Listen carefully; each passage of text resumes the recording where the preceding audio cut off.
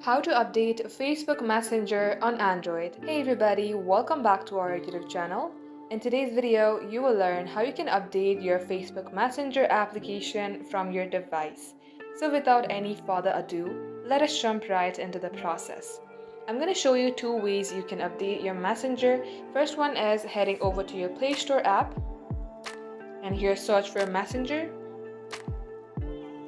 If you see update sign here, it means that your app needs updation.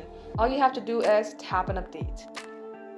Now go ahead and open up your settings app, scroll below to apps, and search for Messenger.